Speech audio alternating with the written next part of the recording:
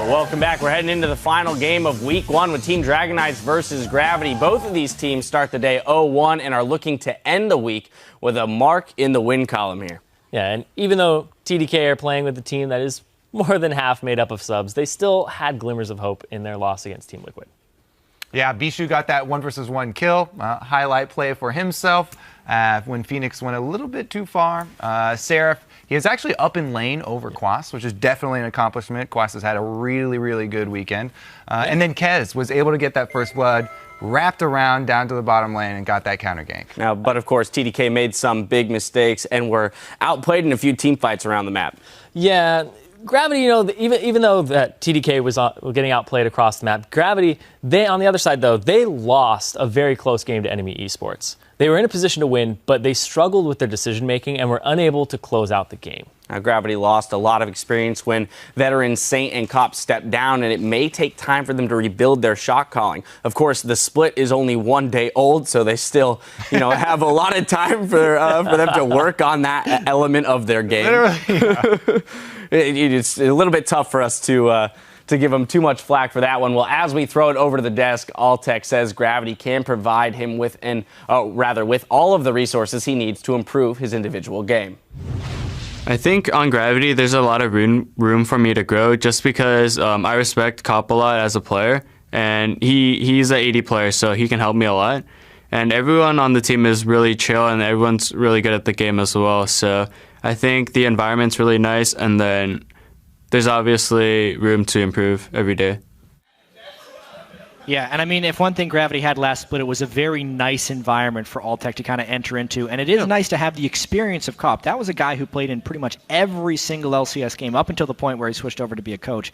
Probably every single game. Yeah, I'm pretty sure he was one of, yesterday was the first time he missed an LCS game, so Cop breaking the streak here. I guess C9 did the same thing with their switch over to Incarnation. Either way, let's check out the starting lineups. On the blue side, it's Team Dragon Knights. In the top lane, Seraph. In the jungle is Kez. In the mid is Bishu. And the AD carry is Latman. And the support is Baby. And on the red side, also looking to pick up their first win of the split, it is Gravity, with Hanser in the top lane, Move, their new jungler, replacing St. Vicious, Keen in the mid lane, Alltech, as we just saw, taking over for Cop on AD carry, and the ever-wonderful Bunny Fufu on support. And if you look close enough in the player cams, you can actually see Coach Cop behind them on Gravity as well. He really dressed up well. Yeah. He had like a nice-fitting suit, which is difficult to get for like the tall and skinny type people. He looked good. Yeah, props to that one. If you watch the Challenger scene enough, there's a lot of songs about looking good. Props to the playlist there on that one. It's probably one of my favorite songs either way.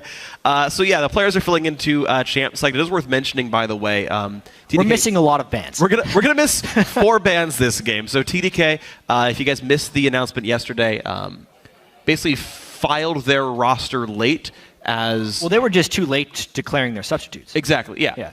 I mean, or even a valid roster. Sure. I mean, you can boil it down like oversimplified as I was doing, essentially by filing the roster late. They lost all 3 bans from both yesterday's and today's games. The Gravity penalty, they lose 1 ban, as I believe it was Keen talking during a pause.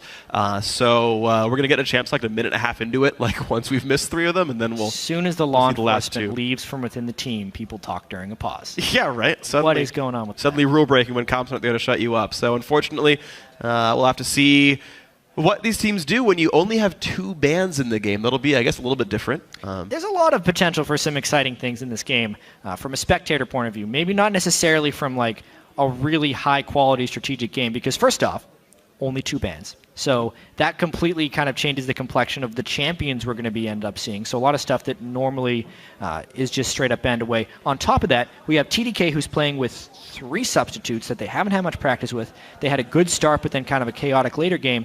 And Gravity, who are missing a lot of veteran leadership in-game. Cop and St. Vicious are missing, and there was kind of a lack of that in their last game, which could end up creating a little bit of chaos in this one, and we could end up getting a very high-kill bloody game. Yeah, I think that's pretty likely for us to have a high-kill and bloody game here. And the question is then how... can these guys, like, how quickly can these guys learn the shot calling they need, right? What are TDK's goals in the meantime, right? If it takes them a while to get their intended starters together, this is a lineup that's going to play like a third or maybe half their split or something. TDK should probably learn to play with this lineup and really grow their players' shot calling and their coordination as fast as possible. Gravity, this is their intended lineup, but they're kind of just starting now to really put things together. And growth, I think, needs to be fast for them. This is the split that leads to Worlds. Yeah, and as the analyst desk was saying during the intro, Kez and Seraph did quite well in their game. Absolutely. As well as they could do, really. I mean, Seraph on top lane Rumble against a Gnar, Quas's Gnar obviously ended up carrying the game. But CS itself, for a Rumble to hit 200 CS before a Gnar is pretty difficult. Yeah. And Seraph was able to do it in that game. Kez as well really had a nice, unique gank path early on in the game to get himself first blood, actually. So those two, the core TDK members, you could say, performed well.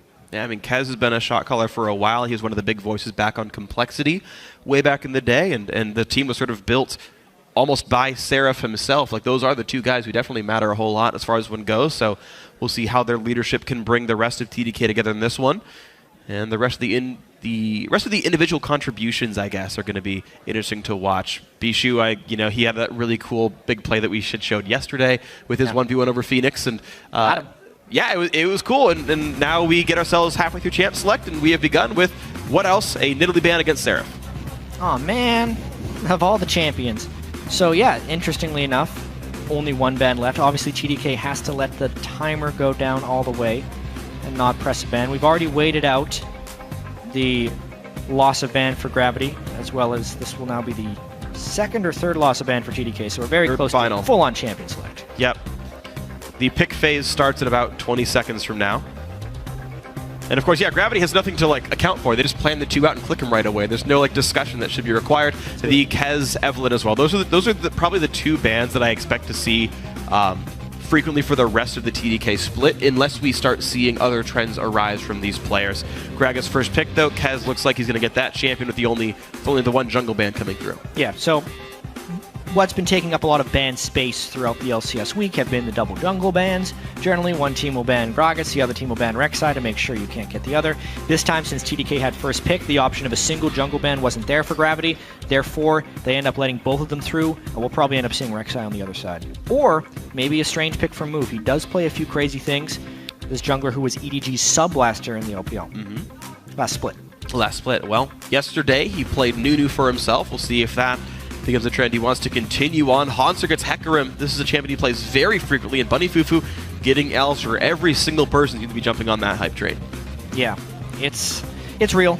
Alistar hype train is real. So much turret diving potential at level 6. People really looking to snowball any early advantage they get. Also, a fairly team fight heavy focused meta, and Alistar can do work in those team fights. Pick has just kind of been on the outskirts of support play for so long, just seems to break through the wall. Well, the crowd chants for Bard. Not going to see him this game. Sorry, guys. Vladimir picked up here. Could go to Bishu or Seraph, I suppose. Baby wants Thresh, so it looks like TDK hiding pretty much all their lane matchups. That Vlad flex pick can help them just a little bit here. Hiding AD carry in one of the solo lanes. Yeah. So,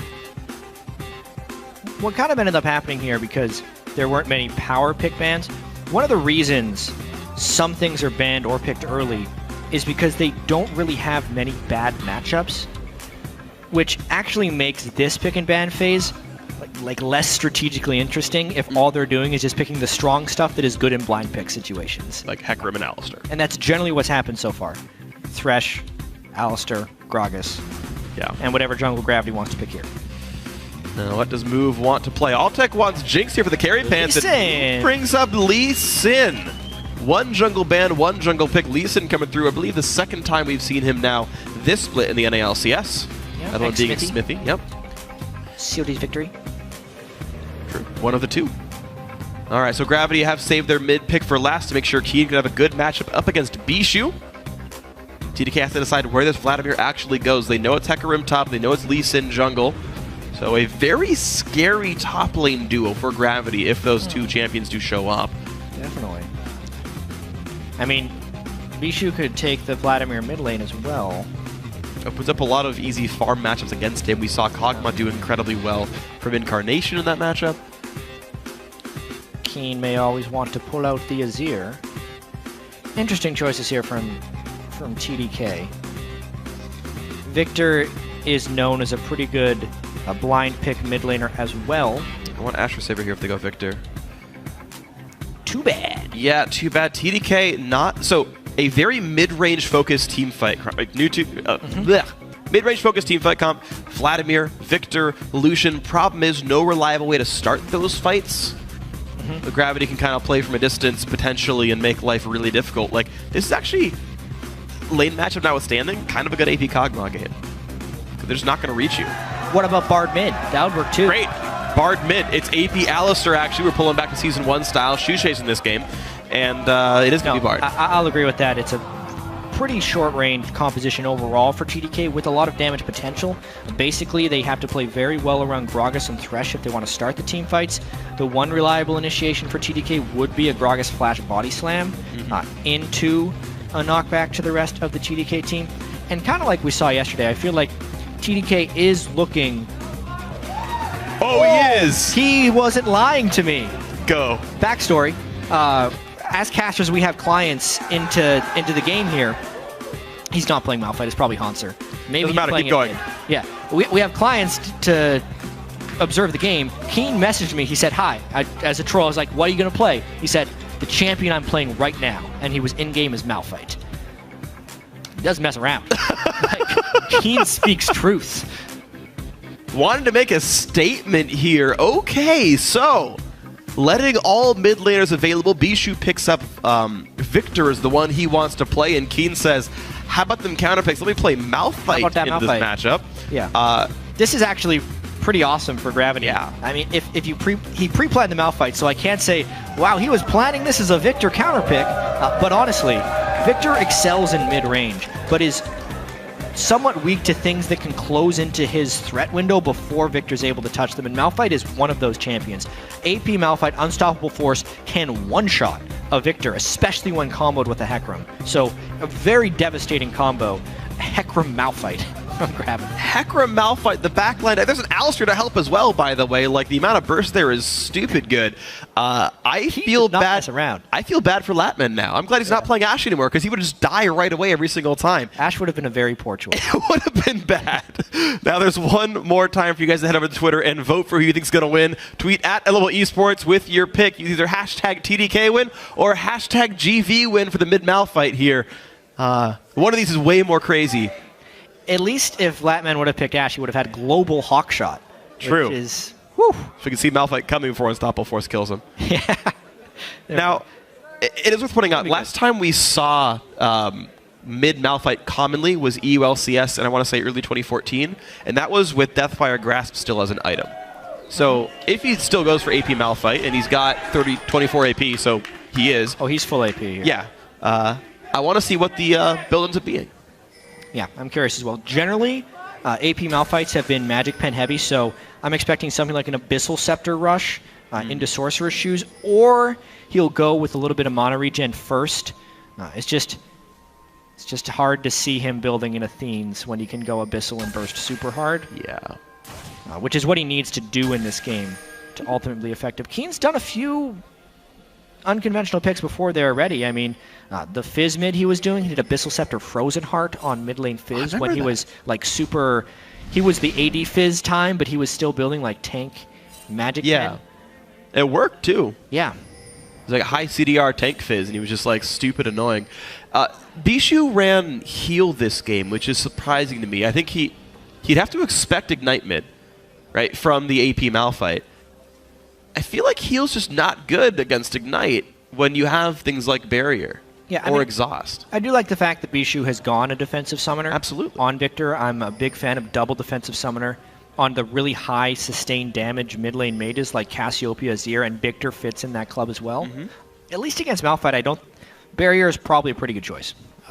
Because you can use it right as the ulti. That's the choice. Heal, a little bit more utility, but he will be vulnerable to that Ignite, as you said. Well, we'll see how it ends up playing out. Should be some fun things happening. So a lane swap coming in, by the way. Seraph is 1v1ing up against all tech right now. Buddy people will be joining in. Move and Hanser are double jungling.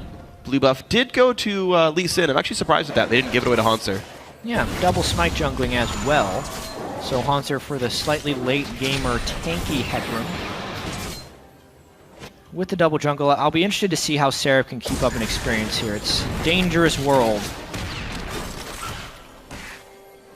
Didn't have to burn his teleport to get to lane though, so as long as he doesn't get all in, he can keep this up. And they're trying desperately to get their support here before they'd be able to get ganked. But if it's a 4-man gank, they'd actually need 3 people under the turret to stop it successfully. That's true. Right now, though, they didn't manage to freeze Gravity in the top lane. So Seraph is getting experience, it seems, for the most of this. Actually, no, I take it back. Looks like it did freeze. There's a slight minion lead here. And Baby's going to show up to support. Vladimir should be fairly safe then, unless Haunter and Move go crazy. They get Scuttler, but they get spotted by the ward. And Move's alone over here. Deep Trinket to try to track Kez. I think it's a good strategy by Gravity to do this lane swap against TDK as a sub-squad. If anything is remarkably different than the solo queue game in competitive, it is the world of lane swaps. It's almost like playing a different game. So it's basically now on Kez and Seraph to just really quickly teach TDK on all the things they need to do to not fall prey to common lane swap tactics like a 4-man dive, which honestly Baby did fairly well. He made it to the lane pretty quick. He then placed defensive wards, which would give them heavy advanced warning of a 4-man dive, and Gravity ends up not going for it. All right, so looks like we just have awkward 2-on-2s all the same. Hecarim did teleport in. Haunter, by the way, as you mentioned in the jungling time, Smite teleport Hecarim, so we will see challenging Smite Cinderhulk out of that guy, most likely. 1v1ing this Latman Lucian. I wonder how many times he's actually 1v1 to Hecarim in solo queue, and I'm going to guess not many times. Yeah, these guys were on Frank Fan Gaming as well, though, so they have... Yes. I shouldn't say they're straight out of solo queue. That's true, that's true. They're a pretty successful challenger team. Yeah, so they definitely have done this before. It's just on an LCS level, sometimes it's a little bit different, but they're dealing quite well with this. Keen actually doing reasonably well in this matchup against Bishu, slowly chunking health down. Potions for the victor. Nice try. Oh, they were trying to track the projectile. Too slow, observers. Try next time. Yeah, great. Completely unnecessary. It's good. It's the day of smack talk. I like it. Now every champion I talk about will just be off-screen. Man, Alisher mid's so cool, right, guys? Yeah. Yeah! Hi, Alisher. Even the players are helping. Yeah, this early game from the mid lane Malphite, pretty standard spell build for the solo lane Malphite. Max in Q and then no points in W because you just want to maximize your burst damage here. Also, he's got a decent range trade there. Bishu early on in the game can't really break through the passive shield of Malphite at the moment. So Kane's happily farming on this mid Malphite. Nicely done. Yeah, until he gets some mana regen, you can't easily spam E to push Keen around, so you're right, breaking the passive nearly impossible for him. Right now, Altek has been swapped back to the bottom lane with a pickaxe. Yeah, Latman's returned after his projectile, according to the observers, disappeared. So no one could follow that. So they claim. Okay. Yeah, honestly though, it's a pretty big XP edge for Latman. He had a lot of free time down in that bottom lane to get this 36 or so CS. Not as much farm, but a little bit more experience because he was 1v1. It's going to be on Haunter now to try and not fall behind since the lanes have swapped back, and he will be against Sarah's Vladimir, who's going to be turning on pretty quick. Absolutely. He got a little bit of time to get some experience in a roughly safe lane. Has a minion lead as well, level 5 on the Vladimir. No real threatening items from Haunter. He's actually not even recalled to buy anything yet. Deep ward. Smart by Haunter, gets it over the wall towards Gromp. Very common for top laners, but good to see that continue to proliferate among all these top laners here.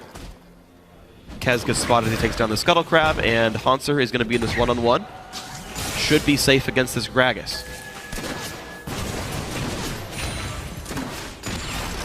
Move getting some time to counter jungle. They really want to dive Bishu. Ooh. They know Kez is fairly close by. They saw him take down Scuttle. Are they going to get in as soon as Kez walks around the corner? No, nope, they're calling it off. Okay. Ooh, and he loses the Raptor buff too from that ward in the brush. So small loss there. Level 6 Latman Lucian has been playing his lanes fairly passively. Did the same against the Team Liquid duo lane as well. It's true. Had a good early gank in that game from Kez, but with the lane swap in this one, it cut down on the creativity they could do because they're trying to just keep up with Gravity's lane swapping. Interesting picking the Lee Sin into the Gragas as well. Yeah. I'm much more okay with the Lee Sin pick in this context than I would be if they were up against one of the other tank junglers. Basically, one of the reasons Gragas has been so dominant is he is one of the tank junglers that still provides so much early game pressure.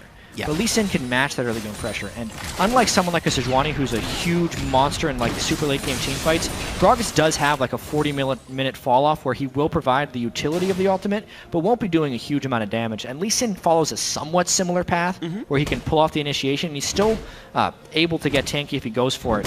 So it's not as mismatched late game as some of the other matchups would be. Yeah, you're right about that one. Right now, though, it is, if we haven't mentioned this yet, Warrior Lee Sin, so he'll be squishy for a while. Has actually bought regular old green wards, so still spending some money on that one. Also went Trailblazer, so not a combat smite either. Kind of interesting to see Move's choices here.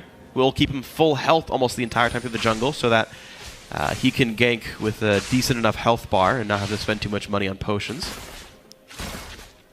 Second recall for Latman. He ulted the wave and then backed for an Avarice Blade, so trying to bank up money for a while. Happy to play a bit of a slower game and just money for a while. Keen got his blue buff. Looks like he's going towards Abyssal after all. That's what the Blasting Wand should be for here. Yeah, because of the Avarice, though, Altec will have enough for a BF sword. That could sway that lane pretty heavily if they end up trading. So Gravity is kind of slowly pulling ahead in some of these lanes.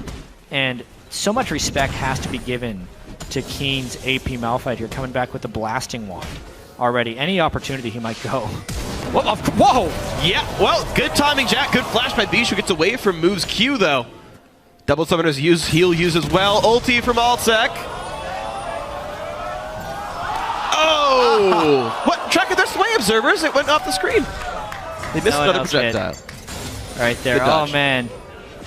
I believe the ward probably gave him a little bit of an advanced warning as it came through. Kez yelling, oh god, rocket, dodge it. He does so. Interesting there. The fact that Keen flashed in for his Unstoppable Force, instead of just going for it, he would have been in range for a max range one, but he decided to try and make it more instantaneous so it wouldn't get flashed immediately. Which technically successful, it's just they can't come up with the kill. Ooh, good hook by Baby. Alta gonna get pulled almost in a turret range, but look at that damage from Latman. Gets one crit from the Avarice Blade on the attacks over there. Alta quite low on the end of it all. Bunny Fufu buying a bit of time. Time to regen.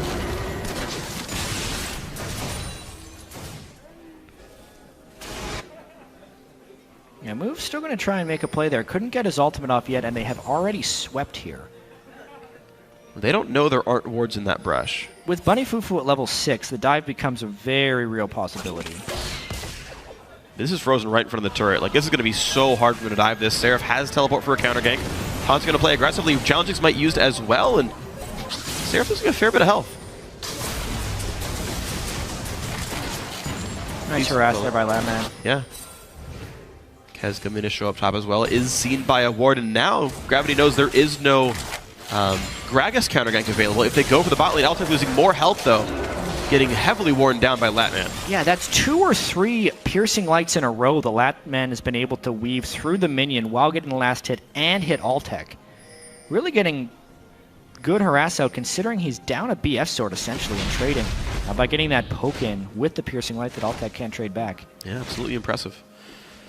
Now you pick Lucian primarily, I would say 70% for the laning phase, and that is something he's doing quite well. Move gets the smite steal, loses the buff to a nearby ward, but still getting the Raptor away from Bishu is quite nice. Keen does still nurse a small minion lead in this 1v1 match. The mid Malphite is winning lane against Victor, someone we typically consider a strong laner. So, so far so good from mid AP Malphite, to be completely fair. The rotation of the mid lane, Gravity do call something aggressive, and this is going to lose a lot of health. Yeah, Malphite's also a pretty strong laner, as well as we're seeing early shield just off of Malphite's passive, making it difficult to trade, as well as his actual trading with the max in his Seismic Shard is pretty big.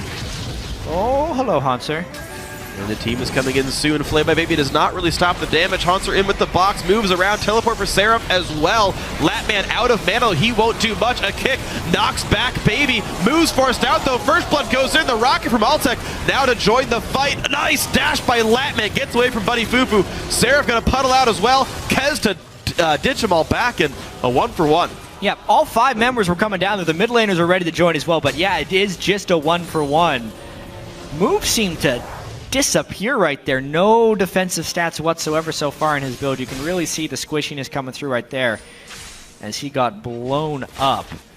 But I would say advantage Gravity out of that trade because Altec got the kill for himself, whereas Baby, as a support, will not be able to make as good use of that kill gold. Yeah, even though it was first blood for TDK, so like technically more gold earned, I agree with you. The correct person got that money. Keen now getting harassed around a little bit. Doesn't seem to care anyway.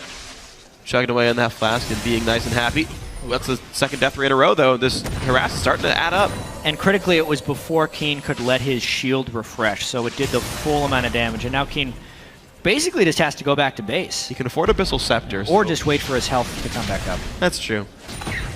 I do think getting Abyssal, maybe after this wave, is worth doing, though. It is a pretty important item to spike up with. Seraph looks like he's got a plenty of pushing power right now against Hanser. Cinderhulk done on the Hecarim. No teleport for either top laner. Dragon, of course, is back up now. Looks like the team's not prioritizing it very heavily. Seraph actually starting to go pretty hard on Hanser. Yeah, out he goes. Yeah. 400 health left. Yeah, Seraph at that critical level 9 for Vladimir. Able to vamp up so heavily already with that Will of the Ancients, but just a Cinderhulk completed by Hanser, so no magic resistance. It's a really big power spike at the moment for Seraph before Hanser can get the MR. And he gets that no magic right away, and he's going to need to fly back to that lane to save the turret.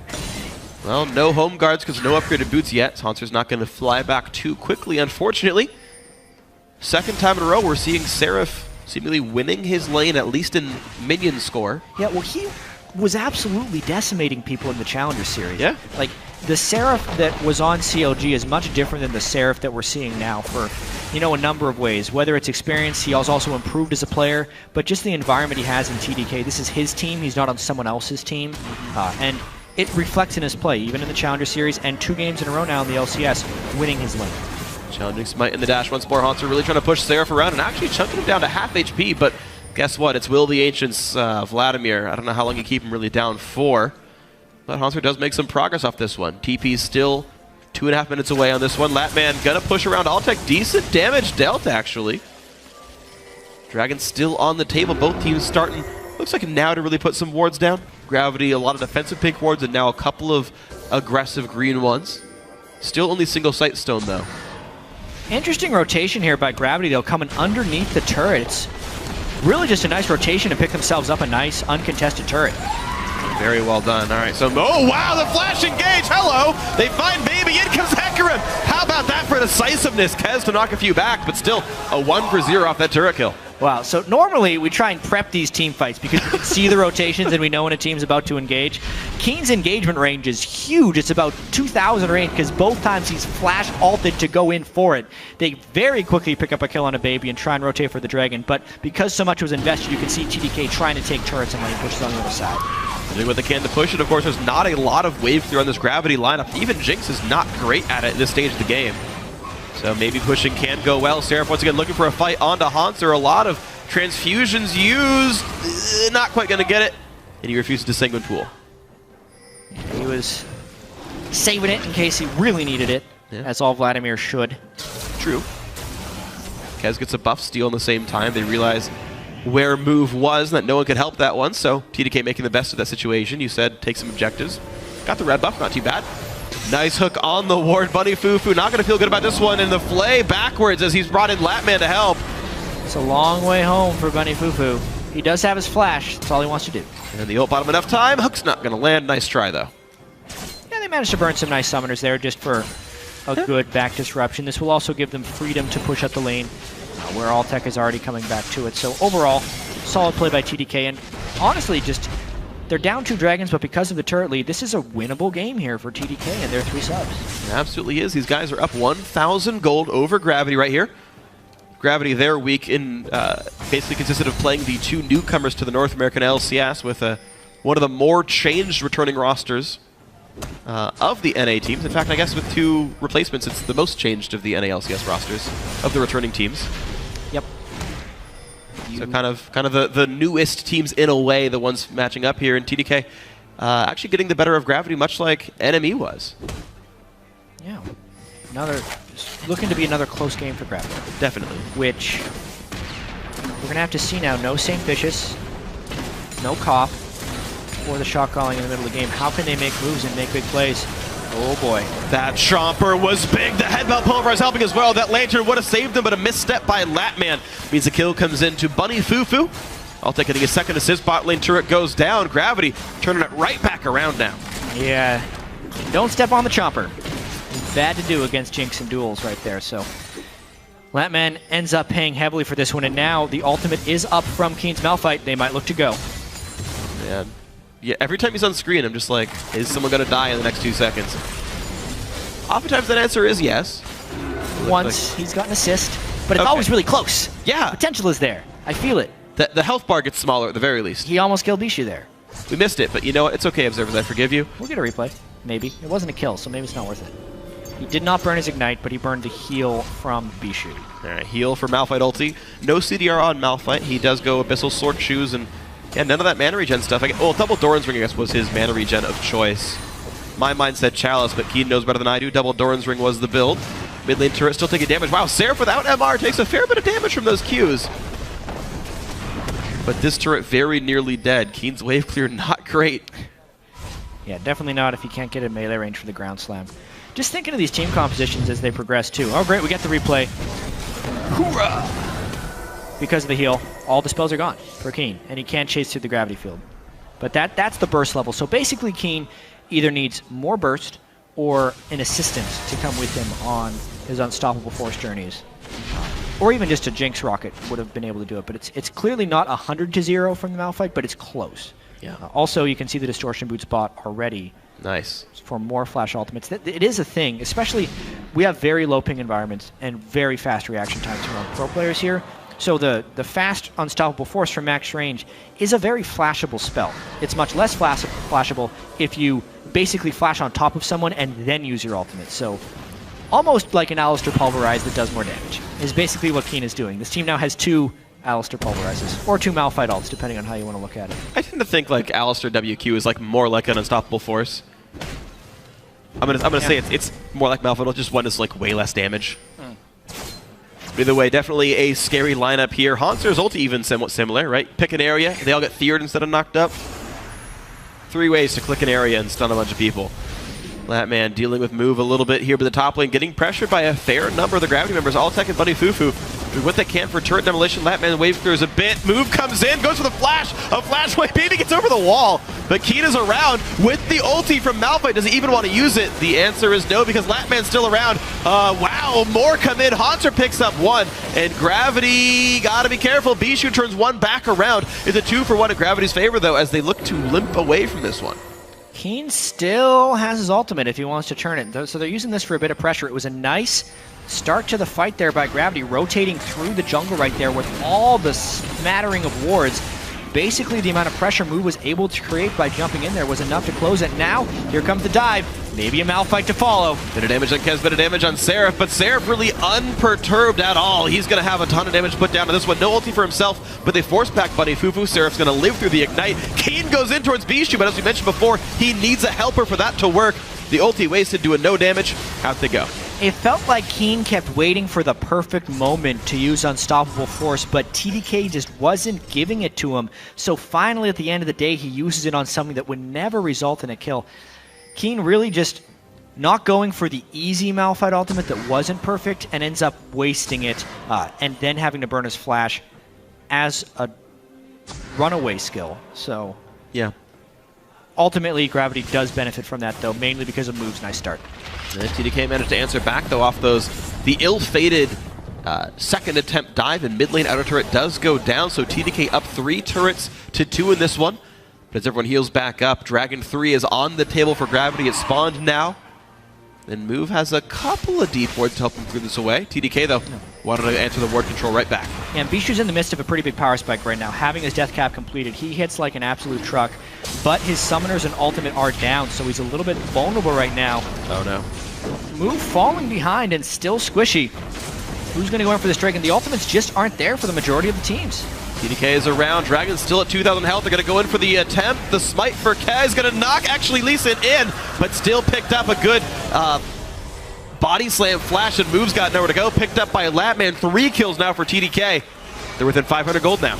We talked in Champion Select about initiation from TDK and how it may not be the most reliable, but the one reliable thing they would have would be the flash body slam from Kez.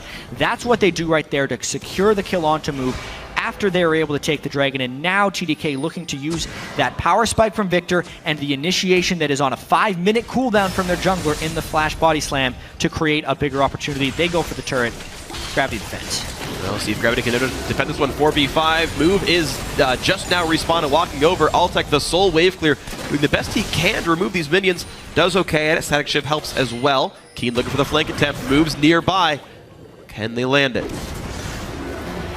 The respect is very real from TDK. They don't, more importantly than just stopping the Malphite, TDK is trying to stop the backup for the Malphite. Yeah.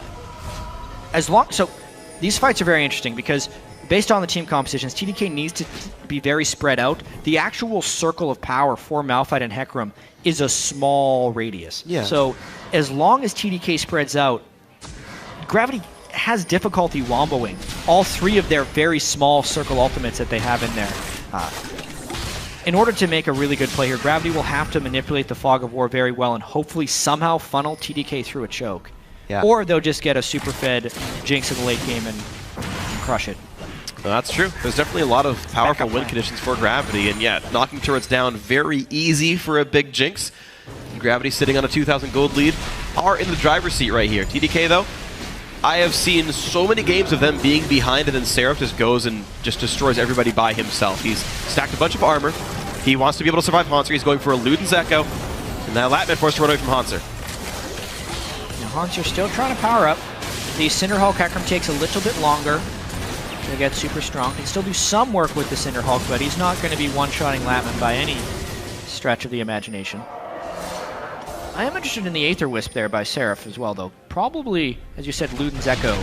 Yeah. Going in for Vladimir. Just building on anybody at this point. And he gets to run faster during Sanguine Pool. And he has very low cooldown, so you're going to stack that up reasonably quickly. Yeah, I've seen it in a few different situations.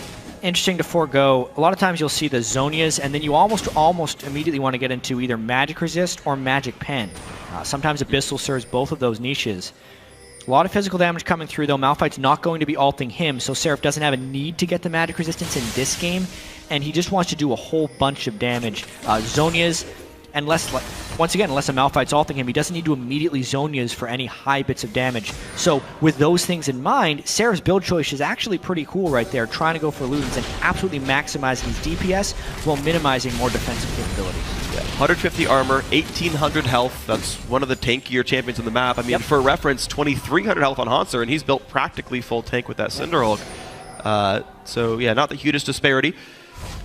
We'll see as time goes on. It's funny. Certain targets will need magic resistance against the Malphite, but that is the only real magic damage threat coming from that entire team. So if you're a target that you think is immune to the full burst from Malphite, Seraph's doing a very wise thing, because if Keen does ult him, A, he could reaction it with a pool of blood and completely shut it down, and B, even if he dies to it, maybe TDK wins the fight anyway, because that means Victor is safe to just do a bunch of damage. Yeah, I absolutely agree, Jat. It's going to be fun seeing what Seraph can do with this one. We don't see a lot of top lane Vladimir. A lot of people hate on the champion. The lack of mobility summoners, often referred to as the core weakness, that he can't get through those team fights and do the things he wants to do. Luden's Echo, I guess maybe an adaptation to help cover the fact that he's not running Ghost because he's running Teleport. Gotta go fast. Gotta go fast as Vladimir. Any of those mid-range mages tend to need some help getting to the targets they want. Same could be said for Bishu's Victor here. He chose to run heal. Does give some mobility. Gravity right now playing slightly better in the vision game. They are controlling Baron. And as Dragon spawns in 2 minutes, you might see them control that some more as well. Yeah, there's a distinct lack of wards in the Dragon area right now because Baron is receiving the majority of the ward attention. I really think the team that gets the ward around Dragon first could hold a big pick edge here. Whether it be Kez, whose flash is going to be back up for his body slam initiation, or Keen, who may finally get off that one ultimate. He has two real targets. He's want to go on Victor or Lucian.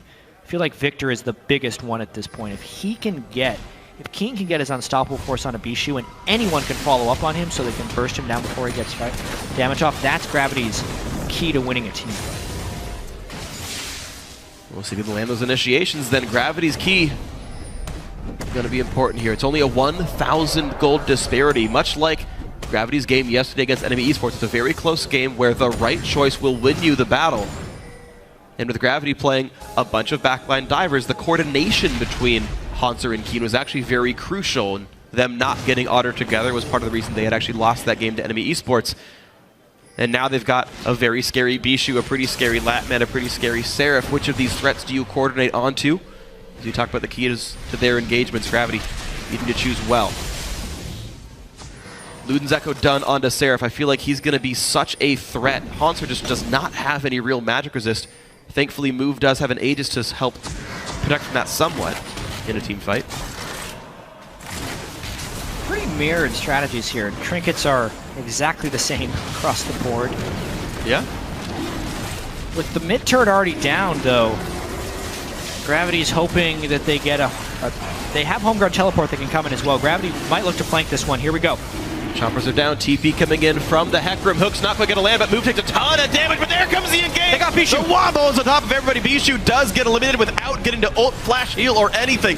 Latman trying to run away. Bunny Fufu in the front lines has lost the ulti. Ignite is on, and the Alistair looks like he will just barely live. Latman gets a shutdown on a Hecarim. A bunch of kills for TDK, despite the fact that Bishu went down. A 3-for-1. They got Bishu, and therefore they were not able to get anyone else. Seraph did so much work in that fight with that Luden's Echo and his Vladimir just going through everyone else as Bishu was caught up in the unstoppable storm of Malphite.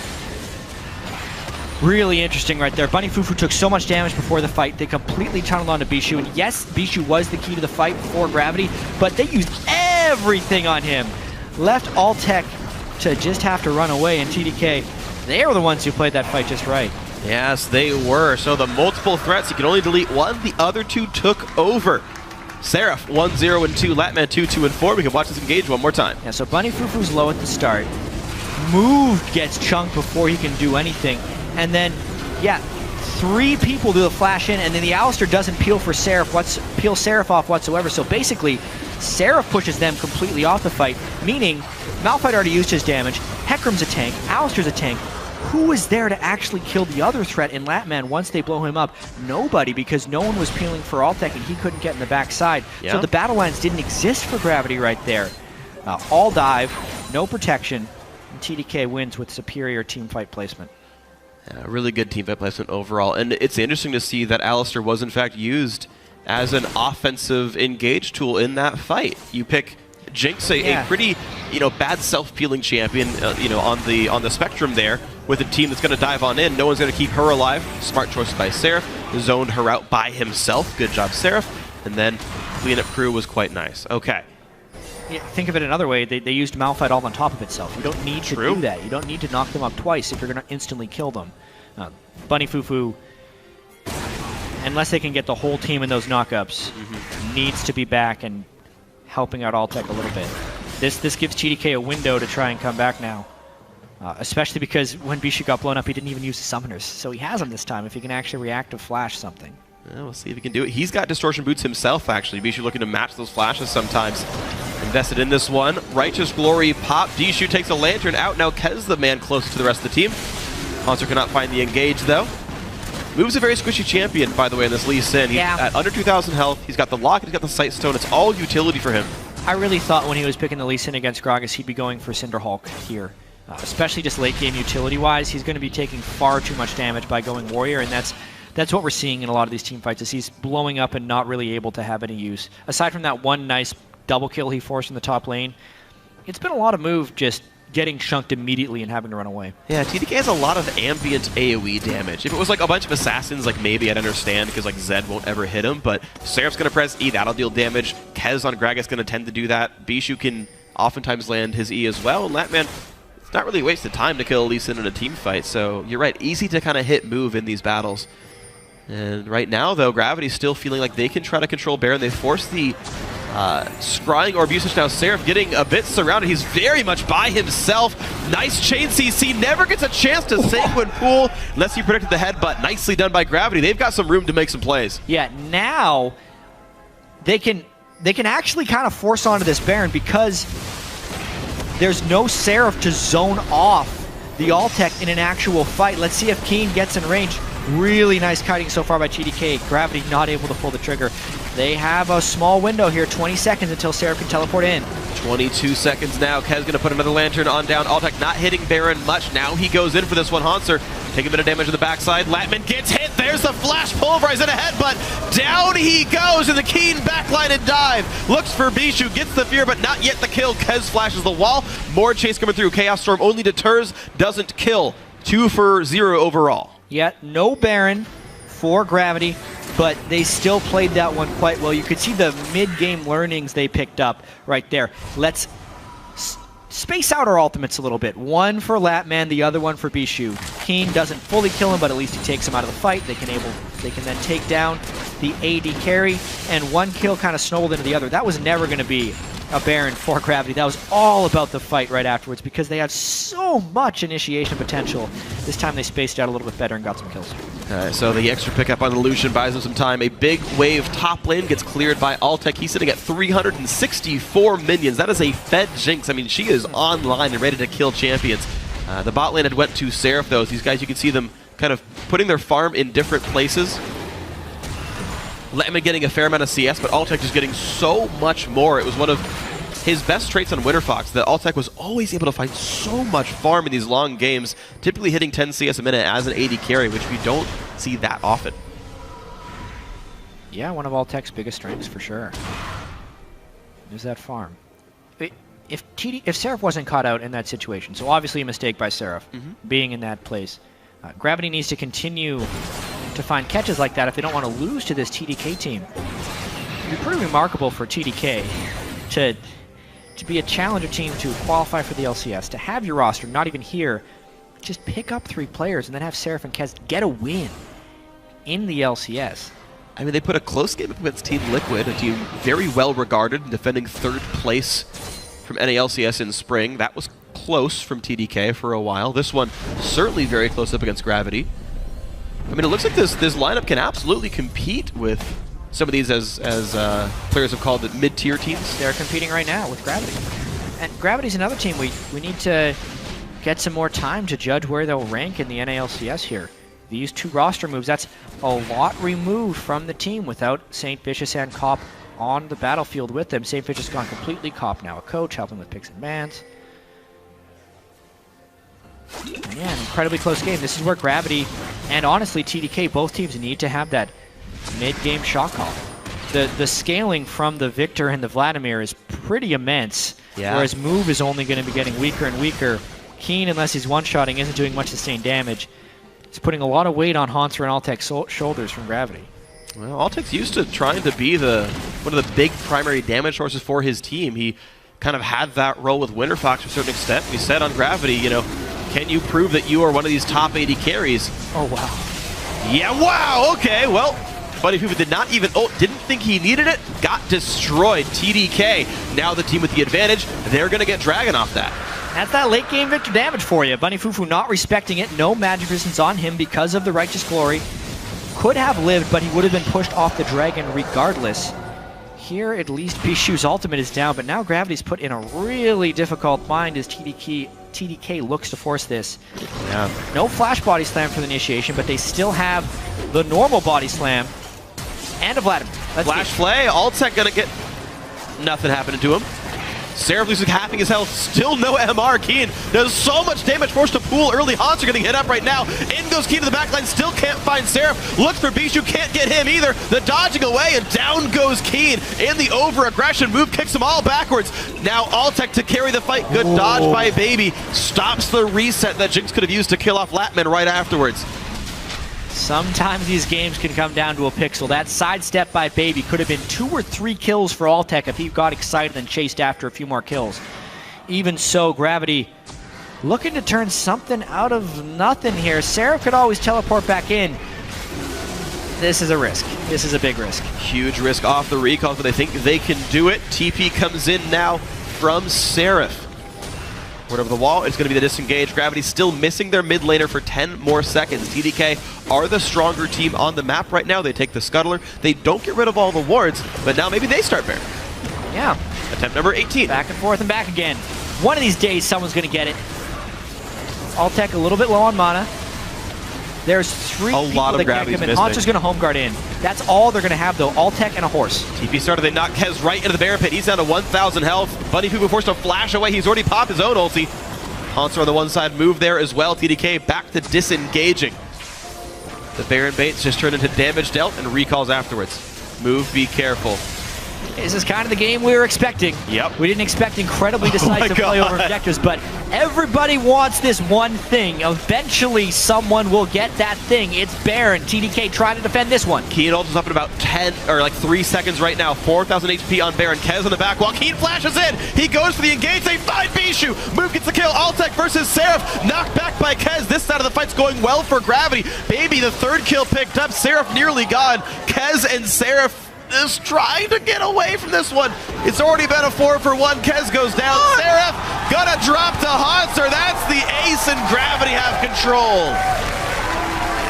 The ambient damage from Haunter right there interrupted Seraph's back, and then he able to walk into the brush and finish him at the end of that one. Altec additionally pushing away on Jinx, and finally some movement in the gold differential this game. Gravity with the ace and the long 38-minute death timers are taking a ton of stuff here. Baron picked up mid lane inhibitor turret and inhibitor itself. They get Baron buff. Oh god, okay. Onto Bunny Fufu as well. He just respawned, so a 5-man Baron and a whole ton of map control right now. They might even get top turret. Jeez, that's a lot of damage. Yeah, Trinity Force, level 18, and Baron on Hecarim. Yeah, we're going to have to see that one again to really figure out exactly what happened, because the fight was spread out so far. I think the main thing is Altec just stayed alive and actually was able to win the duel against Seraph, which meant he could continue on the rest of the fight, but tracking the ultimate cooldowns throughout this entire thing, you can't honestly track all of these things at once. So Seraph goes in for Altec, but this time watch Bunny Fufu is actually peeling off for him on the side. Headbutt pulverizes Seraph down, and then allows Altec to stay alive. Doesn't get that one. Oh my god, 30 health. Fight. Meanwhile, on the backside, because so much attention was put into trying to finish Altec, this time Gravity takes it down on the other side. It's crazy to figure out exactly what happened there. Bishu got one shot and Seraph was zoned away, not actually quite killing Altec, so Latman was just a formality to clean up at that point. Good fight by Gravity, a lot gained by these guys, and 5,500 gold lead plus 2 minutes left of Baron buff. Gravity can do a lot of work here. Very big Bunny Fufu as well. Iron Elixir, everyone able to dive in after. But it's still about that crisp execution of the dive. There is now a Negatron Cloak on to Bishu. So this will be interesting. The split push is nice by Gravity. By keeping this here, they make it so a damage dealing threat has to be away from the main squad, which makes the assassination of the Malphite stronger. Yeah, it does. And it's going to mean that TDK gives up bot lane tier 2. All the turrets outside the base have been killed. Gravity making those bricks tumble to the ground. Mid lane inhibitor still dead. Hecarim still split pushing the top lane. He's going to rotate back on over. The attempts at TDK and Gravity chance. And then TSM, just for... Because always. Just for fun. It's North America, guys. Yeah, honestly, one inhibitor down. Baron buff, Bunny Fufu is huge. You can dive with an ulted Alistar quite well. So this turret's actually not as safe as it would be. Bunny Fufu got turret aggro. And look for Kez a little bit as well. Bunny Fufu, yeah, taking a ton of damage. In comes to the team to the back line. They don't quite get anything at the start. Flash Pulverize still does not find kills, and Gravity stuck inside the base. One kill picked up for Bishu. The turret does go down. Is there counter engage? Oh, wow, Keen gets one. Altec misses, but they get a second just the same. A 2-for-1. Into the base they go. Second inhib will go down. Gravity with a numbers lead, but Sarah has something to say about that one. Takes 1.5 million damage. They try to re-engage back at Altec. The hook on a Haunter. He might go down. Move is squishy, but they can't get the damage onto him just yet. Oh! In goes, picks up Latman. Wow! A move makes an LCS big play at the end of that one, and now Altec is here to clean up the base with Haunter. Seraph needs home guards to try to defend this one. Heals back up, but can he defend the game in time? Brings Altec to half. Pop Sanguine Pool. Here comes the hook as well. It's gonna be close. Seraph gets one. He looks for number 2, trying to knock down Keen. Moves still around though and gets the Nexus. GG for Gravity. 42 minutes of fury this was between Gravity and TDK. You asked if there was counter-engage at the end. Yes, there was a lot of counter-engage. Yes. Malphite finally found the right ultimate. Keen waiting so long in all of these fights to get the right Malphite ultimate off, and he finally does, to just blow some people up on TDK. It wasn't pretty. Nope. But it counts. It definitely does count. So, TDK, so far this roster, bringing games very close against veteran teams Liquid and Gravity. Gravity, a tough, hard-fought loss over Enemy Esports yesterday, a tough, hard-fought win over TDK here. And they join one of the 5 other teams that won in one of the standings. Yeah, and I have to say, Alltech played this game very well on Jinx. Throughout all the chaos, he was able to keep himself farmed, keep himself quite safe as well. 3, 1, and 7, 474 CS in a 42-minute game. Yeah. Is a very large number, and you could see the power of his Jinx coming through with some monstrous crits late in the game, even to the Ninja Tabid, Zhonya's Hourglass, Vladimir. He was able to duel those out. So a very nice job there by the new acquisition for Gravity Alltech. Unfortunately, as we see, where we had seen TDK on the screen, Seraph in particular, the Vlad split push unfortunately didn't quite work for them. Couldn't get enough pressure down. The hard engages, these split up teams, something that Gravity seemed to be able to utilize quite well. Dive in the back line, blow someone up, continue on from there. The fact that their threats were just a little bit tankier, I suppose, helped a little bit in that, well, Hanser got to keep cleaning people up after the initial dive. Yeah, and even harkening back to Champion Select, we talked about the range of the initiations for these teams. TDK was a relatively mid-range team, whereas Gravity was an all-in dive team, but their initiation came outside of the initial threat range of TDK. So you have the range in which TDK can do damage, and the range in which Gravity can initiate. One is larger than the other, and it did end up winning because they were able to use their initiations at the right time. Yeah, and a well-coordinated dive at the very end right there. We saw actually just, I think, a slightly improved game from Gravity, right? A lot of good rotations to the mid lane. They knocked those turrets down slowly but surely. Good job by them. Bunny Fufu making sure he had pulled aggro at the very end there. Just tanks the inhibitor turret. And even though those things shred armor, they don't shred Alistair damage reduction. So actually, he's practically immune to the effects that thing even has on him. Allowed the rest of the team to funnel on in through. Even Move managed to make a really big play at the very end there, landing a long-range Q to execute, I believe, Latman under the Nexus itself. And did just enough for Gravity to win. For as squishy as Move was, he did end the game 5-4-8, so victory for Gravity. Second most kills on the team for the jungle Lee Sin. Props to Move, props to Gravity. For now, going to send it down to Riv, who's standing by on the red side. Thank you very much, gentlemen. Great cast on the day, as always. Going to get a quick interview here with Bunny Fufu before we throw the analyst desk to close out the day. A victory coming up for you guys. It played out very well. Coming into the summer split, though, you lost Cop in the bottom lane. You now have Alltech. How's that synergy kind of working out, and what's it like to kind of lose Cop and what you guys had down there? It's nice because we actually still have Cop. He's there like every step of the way, and all of us are friends, so he helps us like after every game. He'll just like help us watch over the lane, the late game, everything. And Alltech, I've been friends with him for a while too, so the whole change is like really good, I feel. Right on. And also another new member to the team, Move, is there. Sometimes kind of getting you guys into trouble, but also making those plays in the end of the game. How are you liking that synergy? Still working on the communication part. First time ever being like hearing some Korean mid-game, so that's a little different, but I feel like in the long run we'll definitely get it patted down and going good.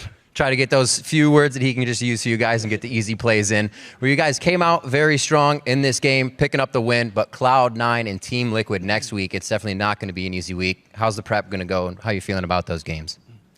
We actually feel like we slightly underperformed this weekend, so hopefully next weekend we can have a better showing. All right, Bunny Fufu, thanks, man, very much. Congratulations on the win, and we're going to throw it to the analyst desk to break down the rest of the day's games. Thank you, Riv. As he mentioned, they feel they slightly underperformed, Bunny Fufu, that is. I have to say I feel the same. This weekend, you know, a tough loss for them yesterday, but sloppy nonetheless. And same thing here. Even in the win, it wasn't necessarily as methodical as the TSM victory in the game prior. Yeah, it's one of those games where the team that won wasn't one step ahead. They were one throw behind. because there were parts where it's like, oh, I didn't Alistar ulti and I died, and then now I have to give up this pressure point. Oh, I mispositioned here, I got Malphite ulti blown up. So definitely a very sloppy game, and they have a lot of things they can tighten up. And like they said, communication and working with Move more and more, and the fact that they have Cop to like facilitate the bottom lane relationships and stuff like that, this team's just going to hopefully get better for their sake. Yeah, this is a team that went through a lot of changes. A bunch of teenagers. They subbed out a couple players that were very important, you know, the veteran players, and not really convinced by Move yet. Yeah. Any guy that picks Lee Sin when you have your pick of any jungle champions, like Rek'Sai's still up and everything. Yeah, absolutely. I think, and speaking to the changes that they made, though, bringing Altec in, I do feel that he's been performing pretty well. And in this game as well was kind of the rock for them on Jinx, that consistent high threat damage there with enormous CS through the middle and late game. We saw, essentially if he didn't go down within the first few seconds of a fight, that was their ability to win. Yeah, he's had really quick flashes, quick spell shields. His reaction time is really good, basically. I like his 1v1 there with the Flame Choppers. Immediate reaction, very accurate as well. So, yeah, good things from Altec so far. Yeah, and I like his positioning, too. Yesterday, when he was playing Sivir, just, I guess, kind of auto-spacing with the Sivir, using his ultimate and just being able to skirt around the fight. He was basically the shining light of this team, both games that we saw him. And he had great score lines both times, great CS scores. Now, right now, it's like, is Gravity going to have to play more around their AD carry than they're used to because they had Cop before and he's more of a passive guy? I don't know. It's going to have to like shore up and see over the couple of weeks. Not entirely convinced by the mid-Mal fight. Although the laning phase seemed to go all right, the underwhelming burst coming from the Mal fight was, left something to be desired in that, like, okay, he blew all of his spells and now he's just a giant rock running around in the team fight. Oh, that one fight where he just blew up Bishu was like, well, he did his job. DFG, though. I think you got the nail on the head right there with DFG. That was a component that really made AP Malphite fun and actually be able to 100% people. Now, as I kept saying, he needs a little assistant to come around for that little extra oomph. Yeah. And, if he doesn't, grab somebody, he doesn't have somebody immediately capitalize, it's a shotgun with only one shell. And then you're left there just trying to beat him with a stick, basically. Yeah, so not like it's like a front-loaded muzzle gun where you're just like, oh, got the bullet in there, boom. Oh, wait.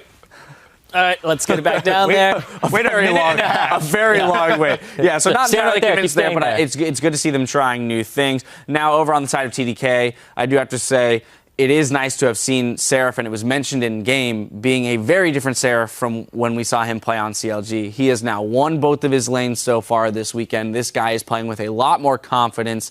He is not afraid to fight. It looks like this could be a great split for him as an individual, and when we see the rest of the roster arrive, maybe this team, has an upward swing. Makes me really sad that they don't have all of their starting players. They didn't, management didn't get the paperwork or whatever to have everybody here at the beginning. Because, yeah, you're right. The components that are going to stay on this team, they've been showing good signs. Yeah, I want them in as soon as possible. And I know TDK does too. Because as soon as they get in, they're still going to need weeks like this where they're going to fall short. And then by week 4, we're like, all right, this season is almost halfway done. And your team is just now getting together and not just now working together. So that's something that TDK, they are going to have to try to make like a mid-season surge and synergize very quickly.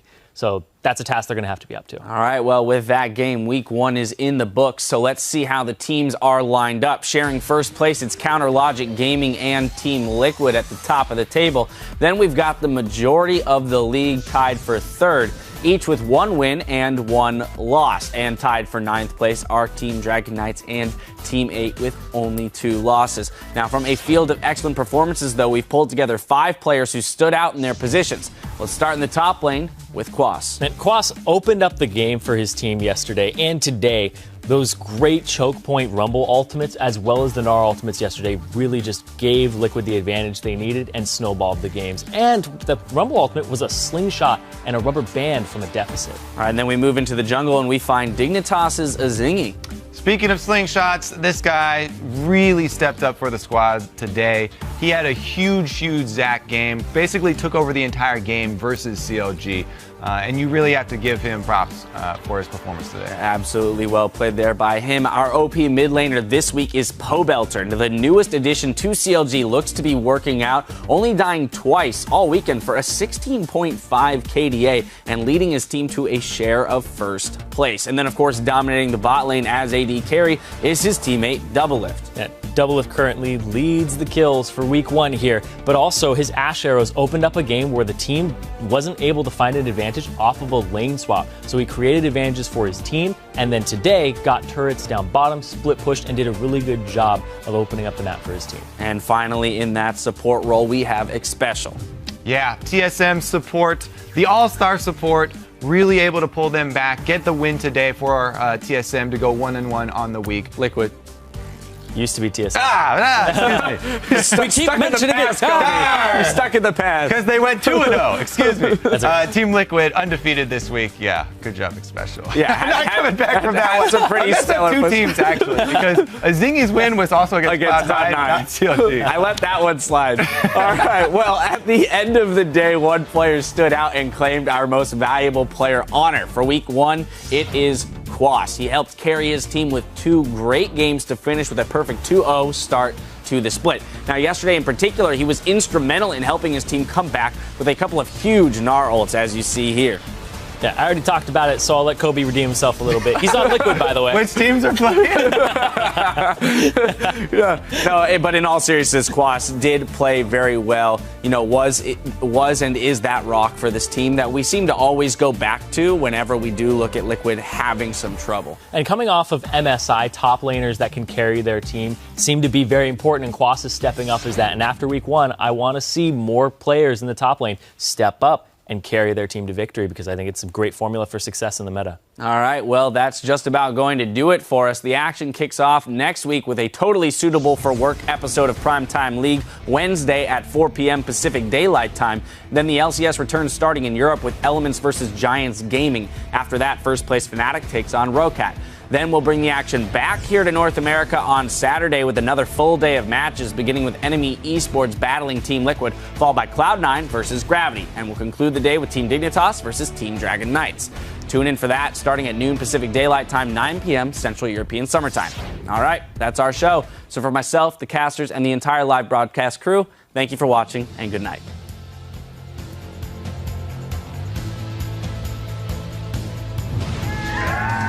Second day of the summer split here in the North American LCS, and we are ready for the first game of the day. Maple Street not doing too much damage. Looks like Liquid could re-enter this fight perfectly, and they're gonna start melting down Team 8 here. And Team Liquid take down Team 8.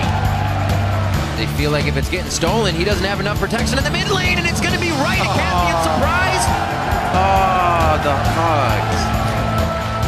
I'm looking at L-Star. Watch it. There's Eve. Back up. Hold me. Yeah, I got you. Yeah, am I going L-Star right now? Okay. Yep. L-Star. Cut back. Heck. Stay together.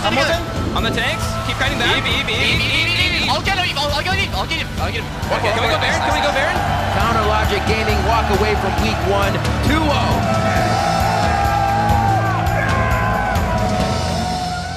2-0. What's a good song, guys? About a week ago. Started from the bottom, now we're here. Oh wait, no, yeah, we can do that one. Start from the bottom, now we're here. I'll do the beat.